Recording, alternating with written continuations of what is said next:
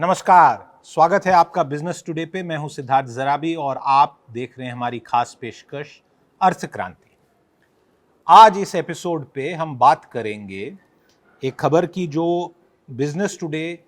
की हमारी संवाददाता साथी बिस्मा मलिक ने ब्रेक की है। और वो खबर उन्होंने जो आज कुछ समय पहले ब्रेक की वो ये कि जो वजीर एक्स है, जो भारत में एक क्रिप्टो करेंसी एक्सचेंज है जिस पे आप प्राइवेट क्रिप्टो जो तथाकथित करेंसीज होती हैं उनको खरीद और बेच सकते हैं, उसके जो को फाउंडर्स हैं निश्चल शेट्टी और सिद्धार्थ मेनन, सूत्रों के अनुसार वो खबर जिसकी पुष्टि की है बिस्मा मलिक ने और ये खबर ब्रेक की है कि वो दोनों सब परिवार दुबई शिफ्ट कर रहे हैं। तो भारत छोड़ रहे हैं वजीर एक्स के को फाउंडर्स और जा रहे हैं दुबई। दुबई भारत की तुलना में बहुत छोटा एक रियासत है यूनाइटेड अरब अमीरात्स में, और भौगोलिक दृष्टि से भी बहुत छोटी है, बट इकोनॉमिक दृष्टि से बहुत महत्वपूर्ण स्थान है और एक ट्रेडिंग हब है। अगर हम देखें भारत की दोनों तरफ, एक सिंगापुर और दूसरा दुबई, और दुबई अब जाना जा रहा है बाकी कई सारी चीज़ों के लिए, उसकी काफ़ी फेम है, बट अब उसे crypto capital of the world भी कहा जा रहा है। और ये जो सारा क्रिप्टो का खेल है, इसमें दुबई ने जो अपने रूल्स रेगुलेशंस और वहाँ पे जो एक निज़ाम बनाया हुआ है, जो व्यवस्था बनाई हुई है, हो सकता है कि इसके चलते ये दोनों को फाउंडर परिवार सहित दुबई जा रहे हैं। वैसे बहुत सारे भारतीय दुबई में रह रहे हैं, कारोबार कर रहे हैं। कोरोना की महामारी से पहले भी पिछले कुछ सालों में दुबई और अलग अलग स्थानों पे जो भारत में उद्योगपति हैं, एंटरप्रेन्योर्स हैं, बिजनेस चला रहे हैं, उनका जाना बड़ा था। देखिए, भारत से बहुत लोग आईटी क्षेत्र में और पिछले 20-25 वर्षों में जो नौकरियां बहुत सारी बाहर मिली वो तो है ही है, पर ये खास अलग प्रकार की, जिसे हम कहेंगे, माइग्रेशन है भारत से, जिसमें जो बिजनेसमैन हैं, जो उद्योगपति हैं, जो कारोबार चला रहे हैं, उन्होंने अपनी बेस और अपनी रेजिडेंस को दुबई शिफ्ट किया। और दुबई शिफ्ट होने के पीछे कई कारण होते हैं, पर अगर क्रिप्टो वाले इस मूवमेंट पे फोकस करें, और मैं आपको एक चीज़ यहाँ पे वाजे कर दूँ, क्लियर कर दूँ कि जिस समय पे आपसे ये बातचीत हो रही है तब तक वजीर एक्स के द्वारा डिटेल्ड रीजनिंग कि दोनों को फाउंडर परिवार सहित दुबई क्यों जा रहे हैं ये अभी मिली नहीं है। तो इसलिए मैं किसी भी प्रकार की स्पेकुलेशन या अटकलबाजी नहीं करना चाहता हूं कि ये दोनों भारत छोड़ के दुबई में अब अपना कारोबार और अपना ठिकाना क्यों बिठा रहे हैं। पर पिछले कुछ महीनों से और खासकर बजट से हमने जो देखा, क्रिप्टो को लेके जो एक वातावरण इंडिया में बना, और उसमें से सबसे बड़ी जो एक रेगुलेटरी और जिसे कहेंगे पॉलिसी चेंज आई, वो आया 30% टैक्स। आप लोग, और अगर आप में से कुछ लोगों ने ऐसे क्रिप्टो प्रोडक्ट्स जिन्हें क्रिप्टो करेंसी कहा जाता है, अगर उसमें उन्होंने निवेश किया तो आपको पता है कि 30% टैक्स लग रहा है, 1% टीडीएस भी लग रहा है, जीएसटी लगने की भी तैयारी है। तो ऐसे सारे वातावरण में क्रिप्टो करेंसी को लेके भारत में एक प्रकार की अनिश्चितता का माहौल बना है कुछ लोगों के मन में। और ये जो खबर बिजनेस टुडे ने की, ये एक ऐसे समय पे की जिस समय पे वित्त मंत्री निर्मला सीतारमण जी आईएमएफ की मीटिंग्स के लिए, इंटरनेशनल मॉनेटरी फंड की बैठक के लिए, सालाना बैठक के लिए वॉशिंगटन में है, अमेरिका में। और इन दोनों चीज़ों का कोई मेल नहीं है, अलग अलग हैं, पर उन्होंने वहाँ पे एक कार्यक्रम में बड़े स्पष्ट तौर से फिर से ये कहा कि सारी कंट्रीज जो हैं उनको साथ मिलके एक नई पॉलिसी फ्रेमवर्क बनानी चाहिए, ताकि किसी भी प्रकार का जो मनी लॉन्ड्रिंग का खतरा है और करेंसी, इस प्रकार की जो क्रिप्टो प्रोडक्ट्स, क्रिप्टो करेंसीज का कोई अगर गलत इस्तेमाल करके टेरर फाइनेंसिंग का जो डर है, उसको लेके एक चेतावनी उन्होंने वहाँ पे जताई है। और ये बड़ा क्लियर कर दिया है कि जहाँ तक भारत की बात है, हमने जो पॉलिसी रखी है वो रखी है। और एक जो क्रिप्टो डिजिटल करेंसी आएगी वो आरबीआई की आएगी, वो भी अनाउंस ऑलरेडी हो चुका है। तो दुबई जाने के पीछे क्या कारण हो सकते हैं? एक तो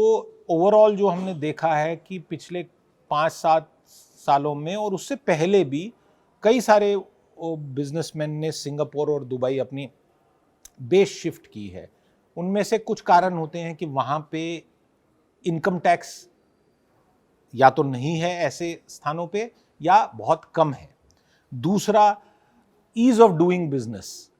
भारत ने भी बहुत इसमें पहल की है, पिछले 5-7-8 सालों में बहुत काम किया गया है कि ईज ऑफ डूइंग बिजनेस बड़े इंडिया में, बट कंपैरेटिवली दुबई जैसे स्थान में माना जाता है कि बिजनेस करना बहुत आसान है और वहाँ का इंफ्रास्ट्रक्चर जो है, जो वहाँ का पूरा एक ढांचा बना हुआ है, वो बड़ा बिजनेस फ्रेंडली ढांचा है। मैंने भी दुबई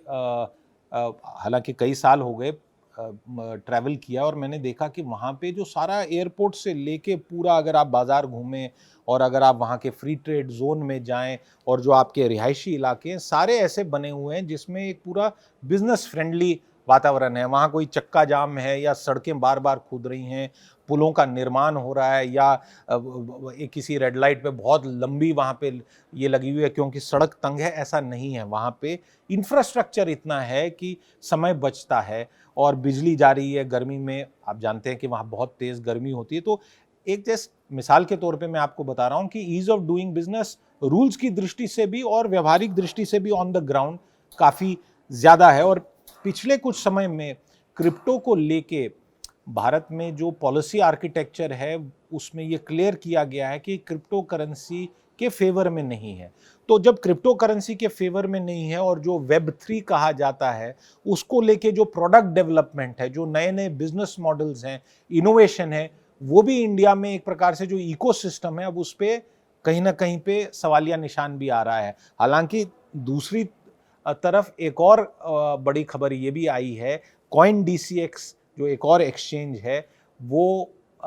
यूनिकॉर्न बना था और अब उसने लेटेस्ट राउंड में 1000 करोड़ रुपया उठाया है, जिससे उसकी वैल्यूएशन अब $2 बिलियन से भी अधिक हो गई है। और कॉइन DCX का कहना है कि ये जो इन्वेस्टमेंट है ये दर्शाता है कि क्रिप्टो जो इकोसिस्टम है इंडिया में उसकी तरफ एक वोट ऑफ कॉन्फिडेंस है। तो दोनों खबरों को जब हम अलग तौर से देखें तो शायद कहीं ना कहीं पे जो वजीरेक्स के को फाउंडर्स को लेके जो एक सुर्खी बन गई है, एक हेडलाइन बन गई है, उसके पीछे जो भी कारण हो, बट क्रिप्टो का टैलेंट कई प्रकार से अब दुबई में भी काफी हद तक मिल रहा है। और ये इंडिया को लेके नहीं है, ये ओवरऑल रीजनल बेसिस पे दुबई एक क्रिप्टो कैपिटल के नाते जाना जा रहा है, क्योंकि जहाँ पे लोग मिलते हैं, जो ह्यूमन कैपिटल होता है, एम्प्लॉयज़ होते हैं, और अगर उनके रहने और काम करने के लिए उनको सुविधा मिलती है तो एम्प्लॉय जाहिर सी बात है कि काफ़ी कॉन्फिडेंस से, काफ़ी कंसंट्रेशन से काम करने को तैयार रहता है। तो एक वैसा इकोसिस्टम बन रहा है दुबई में और हो सकता है कि ये संकेत उसके कारण भी हो। मैं फिर से ये वाजे कर दूं कि 2-3 अलग अलग डेवलपमेंट्स हुई हैं जिनको मैंने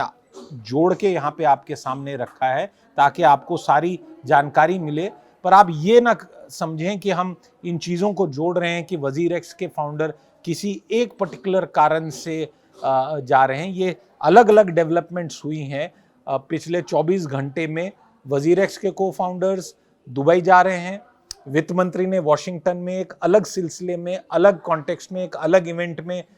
फिर से दोहराई है बात जो काफ़ी समय से सरकार कह रही है crypto currencies, private crypto currencies को लेके। और एक और जो पॉजिटिव नोट पे जो बात आई है, कॉइन DCX ने जो पैसा नया उठाया है और उसकी वैल्यूएशन डबल हो गई है, और उसके फाउंडर्स ने जो बातचीत हमारे साथ खास की है उसमें जो उन्होंने बताया है क्रिप्टो करेंसीज को लेके, जो क्रिप्टो को लेके एक इकोसिस्टम इंडिया में कैसे बन सकता है। तो 3 अलग अलग डेवलपमेंट है, बट जाहिर सी बात है कि क्रिप्टो सुर्खियों में है और